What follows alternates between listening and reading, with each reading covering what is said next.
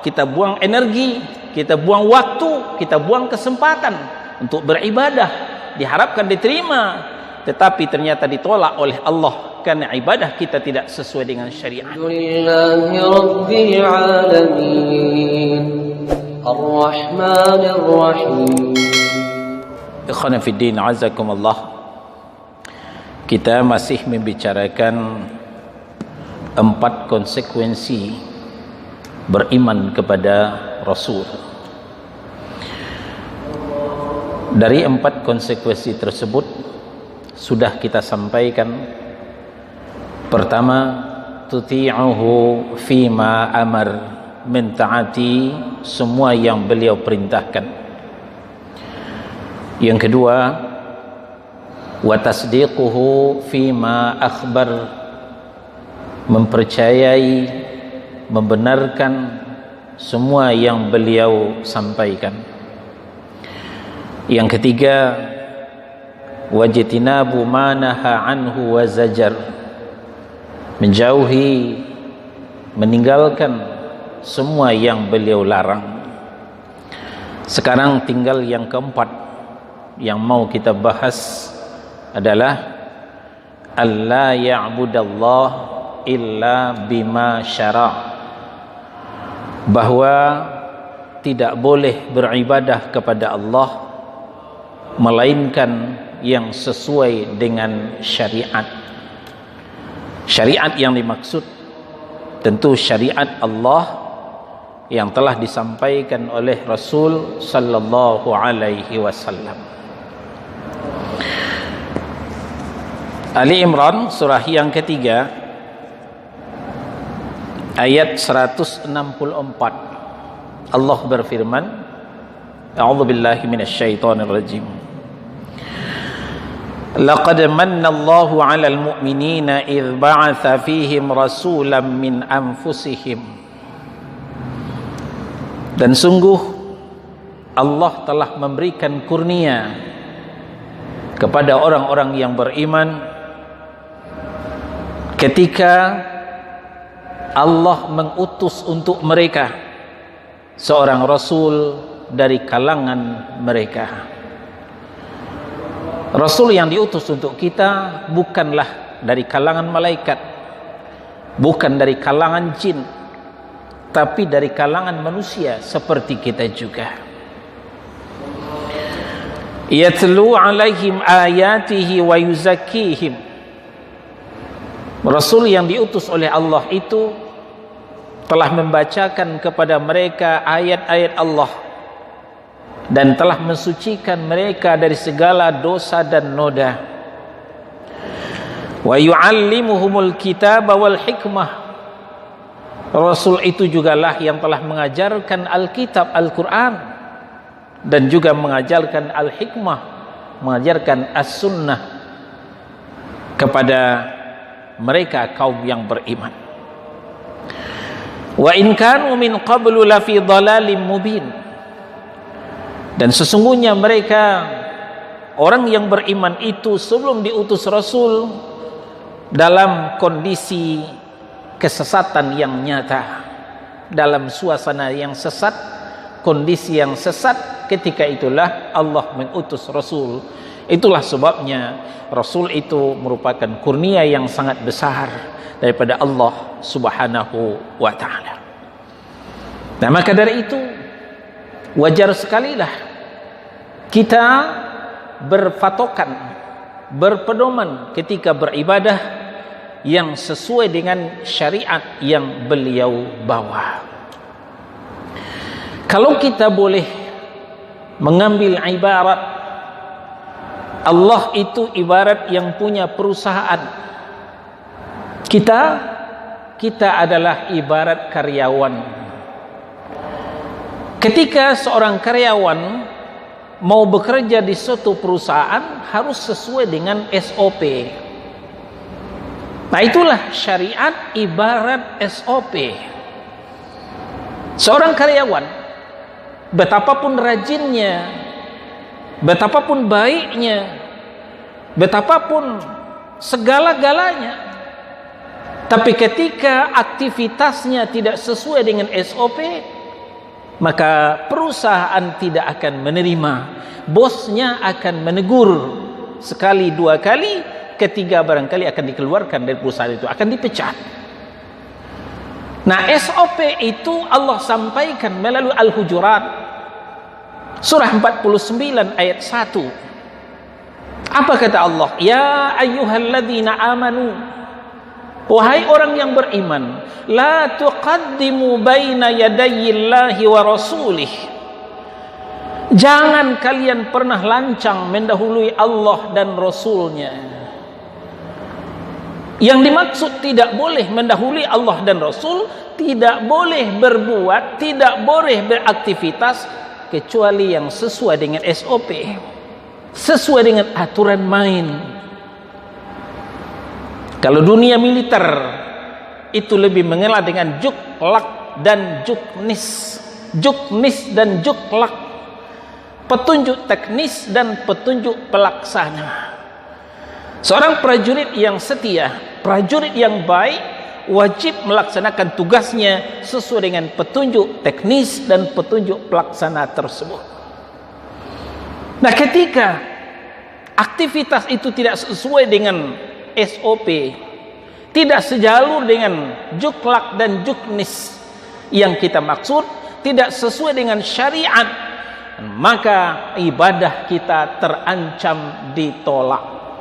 Ibadah kita terancam ditolak. Inilah yang disampaikan oleh Nabi sallallahu alaihi wasallam melalui hadis yang diterima dari ibunda Aisyah radhiyallahu anha, sahih dikeluarkan oleh Imam Al-Bukhari dan Muslim.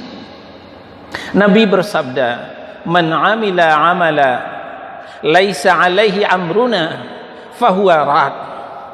Barang siapa yang mengerjakan suatu amalan yang tidak sesuai dengan SOP, tidak cocok dengan juknis dan juklak, tidak sesuai dengan syariat kami, ajaran kami, maka ibadahnya itu rad, ibadahnya itu tidak tolak, tidak diterima oleh Allah Subhanahu wa ta'ala. Lalu di nomor yang lain dengan redaksi yang berbeda, Nabi sallallahu alaihi wasallam juga bersabda, "Man ahdatsa fi amrina hadza ma laisa minhu fahuwa rad." Barang siapa yang merubah-rubah, memodifikasi, memodernisasi amalan-amalan yang bukan bagian darinya, maka ibadahnya juga terancam ditolak, kata Nabi sallallahu alaihi wasallam. Untuk itulah kita harus berhati-hati. Dalam beribadah kita tidak boleh latah. Dalam beribadah kita tidak boleh ikut-ikutan, sehingga nanti akan menyeret kita keluar daripada SOP, tidak sesuai dengan juklak dan juknis, dan tidak cocok dengan syariat yang dibawa oleh Rasulullah sallallahu alaihi wasallam. Contoh yang paling gampang yang terdapat di tengah-tengah kaum muslimin, ketika Allah Subhanahu wa ta'ala mengajarkan cara berzikir, wadhkur rabbaka fi nafsika tadarruan wa khifatan wa dunal jahr. Al-A'raf surah yang ke-7. Di situ di ayat 205, wadhkur rabbaka, berzikirlah kamu, ingatlah Rabbmu, fi nafsika, dalam dirimu, tadarruan wa khifatan, dengan tadarru, rendah hati, wa khifatan, dan rasa takut, wa dunal jahr, tanpa mengeraskan suara. Ini juknis, petunjuk teknis dalam berzikir, tidak boleh mengeraskan suara. Itulah sebabnya ketika pada suatu kali diceritakan oleh Abu Musa al-Ash'ari, ada di antara manusia berzikir dengan suara yang keras, bertakbir dengan suara yang keras. Langsung ditegur oleh Nabi sallallahu alaihi wasallam, "Ayuhan nas, hai manusia, irba'u ala anfusikum, sayangilah diri kalian. Innakum la tad'u asamma wala ghaiban." Kalian bukanlah menyeru Allah zat yang tuli, bukan pula yang jauh. Walakinnakum tad'una sami'an qariba, akan tetapi kalian menyeru kepada Allah, zat yang maha mendengar lagi maha dekat. Kalau demikian, untuk apa teriak-teriak ketika berzikir? Untuk apa mengeraskan suara? Tapi ketika kita istiqamah di atas sunnah, di atas syariat yang dibawa oleh Rasulullah SAW, syaitan selalu di kanan dan kiri kita untuk menggelincirkan kita.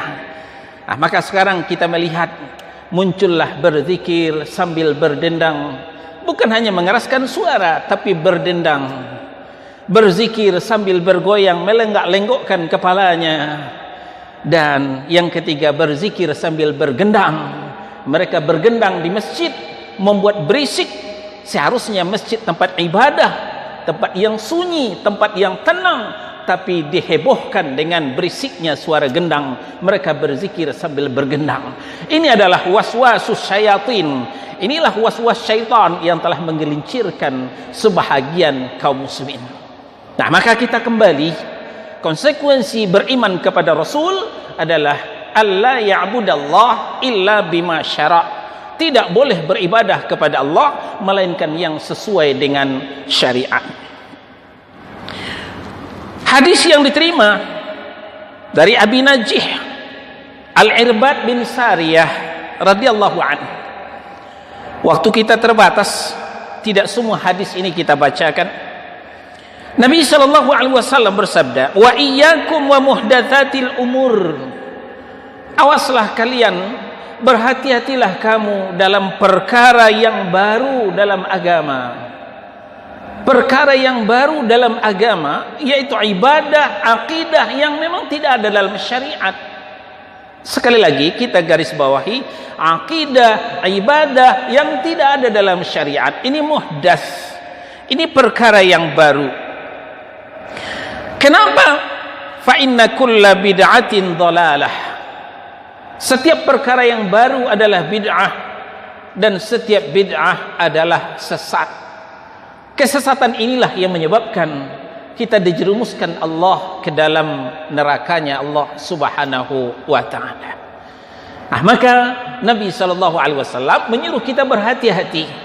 Jangan sampai kita latah, terpedaya karena banyaknya orang-orang. Banyaknya orang-orang tidak jaminan kebenaran suatu ibadah. Kebenaran itu ditentukan oleh dalil yang dibawakan oleh syariat. Qala Allah, Al-Quranul Karim, wa qala Rasul, hadis Nabi yang sahih, minimal wa qala sahabah, fatwa-fatwa, ketetapan-ketetapan, konsensus ijma'nya para ulama di kalangan sahabat. Itulah landasan hukum ketika kita beribadah kepada Allah Subhanahu wa taala. Ketika itu tidak ditemukan, maka ibadah tersebut akan berdampak ditolak oleh Allah Subhanahu wa taala. Tentu kita tidak mau ibadah kita ditolak oleh Allah. Kita buang energi, kita buang waktu, kita buang kesempatan untuk beribadah, diharapkan diterima, tetapi ternyata ditolak oleh Allah karena ibadah kita tidak sesuai dengan syariat. Dengan demikian selesailah sudah pembahasan kita konsekuensi beriman kepada Rasul. Subhanakallahumma wa bihamdika asyhadu an la ilaha illa anta astaghfiruka wa atubu ilaik. Lillahi rabbil alamin arrahmanir rahim